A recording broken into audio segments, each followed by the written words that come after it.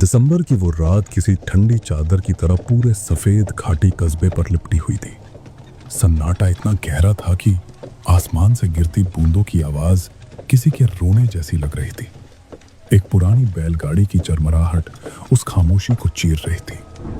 बैलगाड़ी की कमान जगत नाम के एक अधेड़ ग्रामीण के हाथ में थी, जबकि पीछे अभय बैठा था।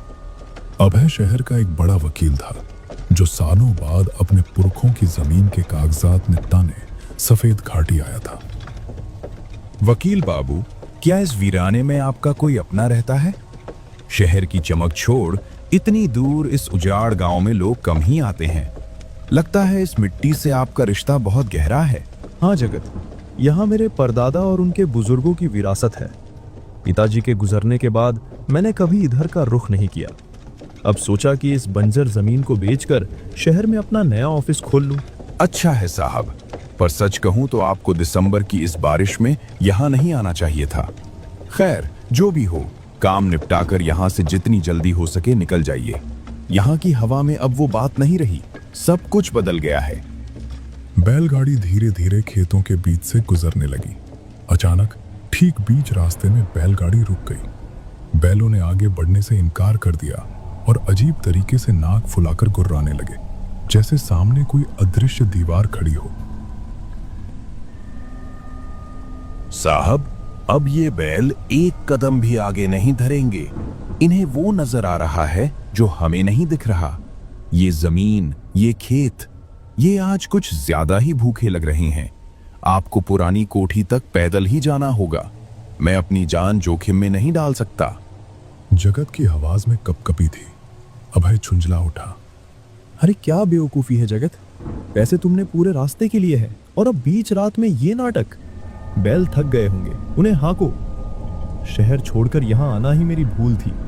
सोचा था पुरखों की जायदाद मिलेगी, यहाँ तो तुम जैसे अनपढ़ और ये कीचड़ ही नसीब में है। साहब, आप चाहें तो मेरे सारे पैसे वापस ले लीजिए, लेकिन मैं यहाँ से आगे नहीं बढ़ूंगा। मुझे अपनी जान प्यारी है। अगर आपको कोठी जाना ही है तो अकेले जाइए, मैं यहीं से लौट रहा हूं। जगत ने गाड़ी मोड़ी और अंधेरे में ओझल हो गया।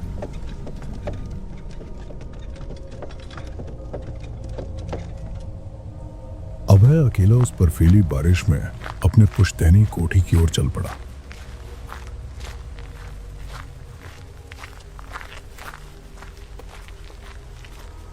कुछ दूर चलने के बाद अभय को एक संकरी गुफा जैसी पगडंडी मिली।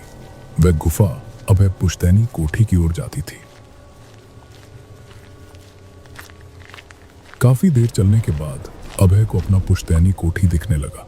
कोठी वीरान और जर्जर थी, जैसे सालों से किसी का इंतजार कर रही हो।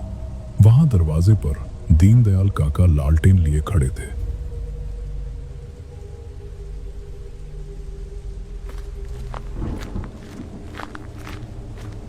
आओ बेटा अभय, बस स्टैंड से यहाँ तक आने में इतना समय क्यों लगा? सब कुशल तो है? तुम अकेले और पैदल क्यों आ रहे हो? बैलगाड़ी नहीं मिली क्या? छोड़िए भी काका, बैलगाड़ी वाला आधे रास्ते में ही पागल हो गया। खेतों के पास बैल अचानक रुक गए और उसने आगे आने से मना कर दिया। मुझे वही उतार कर भाग गया। काका का चेहरा पीला पड़ गया। काका ने कांपती आवाज में पूछा, खेतों के पास? हे भगवान! अभय, सच बताना, क्या तुमने वहां किसी परछाई को देखा? किसी अजनबी से आंखें तो नहीं मिली? क्या किसी ने तुम्हारा नाम पुकारा? नहीं काका, कुछ नहीं था। आप भी उसी बैलगाड़ी वाले की तरह बातें कर रहे हैं। चलिए अब अंदर चलिए। क्या बारिश में ही खड़ा रखेंगे? काका ने अभय को कोठी के अंदर लेकर चले गए।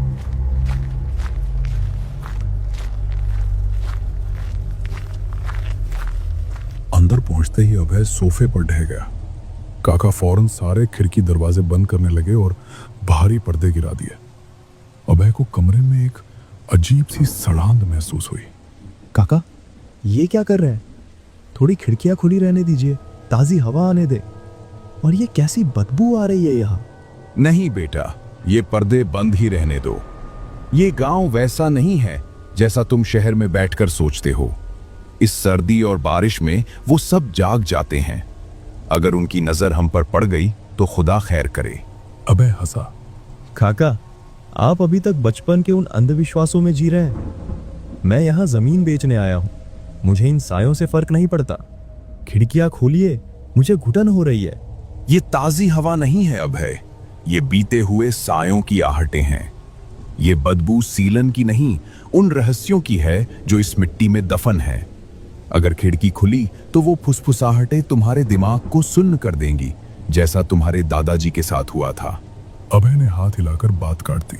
छोड़िए काका, गांव के लोगों का डर समझ से परे है। पहले वो गाड़ी वाला और अब आप। बेटा बहस मत करो, बाहर बहुत ठंड है। तुम दूसरे कमरे में चलो, वहां हीटर लगा है, थोड़ा आराम मिलेगा। वे लोग दूसरे कमरे की ओर चल पड़े।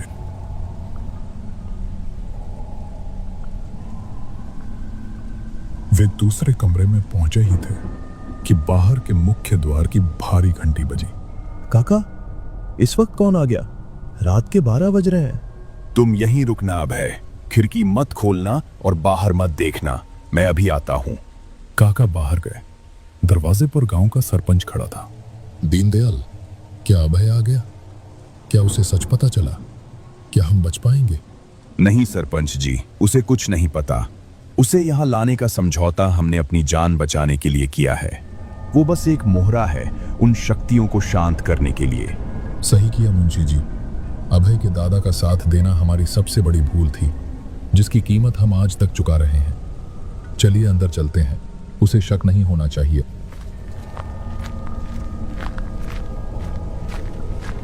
वे दोनों अंदर आए। सरपंच ने अभय को देख बनावटी मुस्कान दी। बेटा, ये सरपंच जी हैं, तुम्हारी जमीन बिकवाने में यही मदद करेंगे। अभय ने कहा। ठीक है सरपंच जी, पर मुझे जमीन का पूरा दाम चाहिए। काम जल्दी हो गया तो आपका कमीशन भी पक्का। निश्चिंत रहिए बाबू, मैं खुद ध्यान रखूंगा कि आपको पूरी कीमत मिले। तभी कोठी के बाहर से एक दिल दहला देने वाली चीख गूंजी। पूरा कमरा सिहर उठा। ये क्या था? इतनी रात को कौन चीख रहा है? काका, मुझे जाकर देखना होगा। अभय खड़ा हो गया। नहीं बेटा, यहाँ ऐसा होता रहता है, तुम खिड़की मत खोलना। लेकिन अभय ने बात नहीं मानी और खिड़की का पर्दा हटाकर बाहर झांका। बाहर का नजारा देखकर उसका खून जम गया।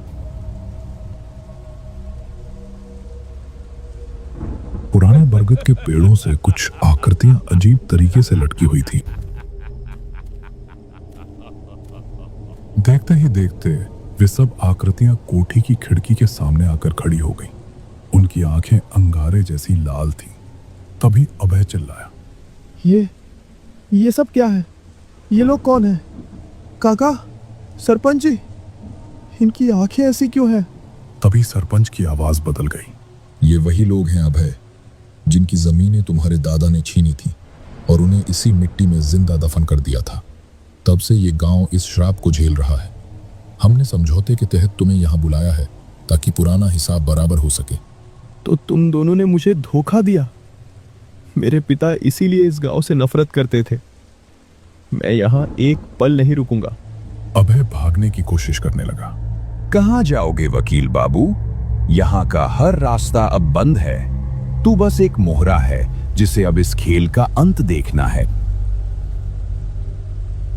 दोनों का चेहरा बदलने लगा, उनकी आंखें भी लाल होने लगीं। अभय बदहवास होकर ऊपर की सीढ़ियों की ओर भागा। ऊपर एक कमरे में उसे अपने दादाजी की पुरानी डायरी मिली, जिसमें उन अत्याचारों की तस्वीरें थीं।